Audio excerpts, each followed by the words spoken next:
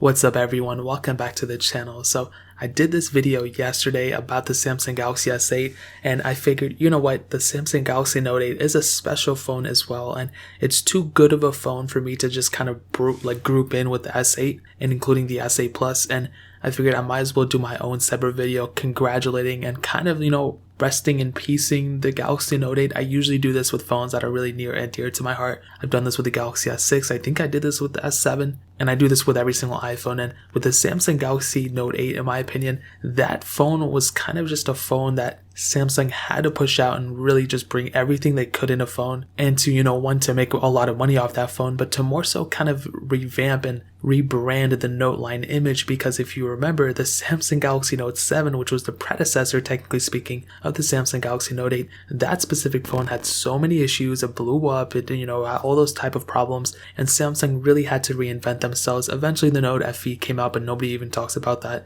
The Galaxy Note 8 was the phone that really was the successor and the main staple in the Samsung Galaxy Note line, and honestly it's one of my favorite phones ever, and it's even one of the best value per dollar phones still now. And like I said this before, the fact that Samsung didn't let the Note 8 get the next version of Android is beyond me. They could have really revamped themselves. They could have really, just like how the Note 8 revamped kind of the Note line, they could have revamped their software update support and could have done so many better things than how they actually rolled out One UI 2.0. So if you guys aren't familiar, One UI 2.0, which is the next version of software that Samsung is producing, that one is based on Android 10, which is the latest version of Android. They pretty much said, and they pretty much kept their old software lifecycle support of only getting 2 major OS updates per phone. And that seems to be good and all. I think a lot of people are still really happy about that, but for the majority, including me, I love software updates. That's one thing iOS has going for it, and the fact that Samsung still did not go and let the Note 8 get the next version is beyond me.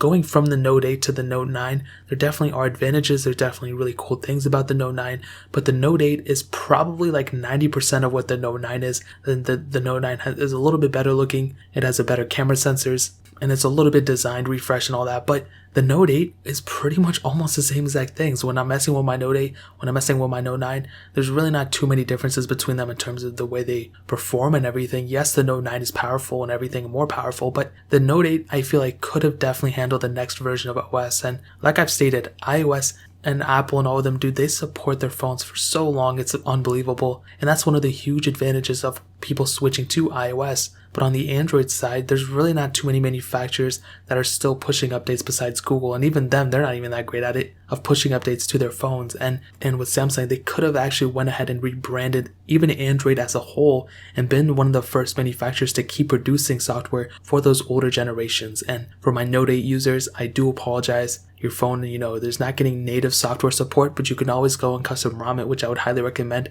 It's still going to get security updates for a little bit of time, but it's not going to get a major OS update, which is so stupid. I don't know what Samsung was thinking, but it is what it is. We can't go back in time and we can't convince Samsung as of right now. I think it's pretty official what they're saying, but it's pretty sad, and I'll probably cry about it for a couple days, but I guess I'll get over it eventually.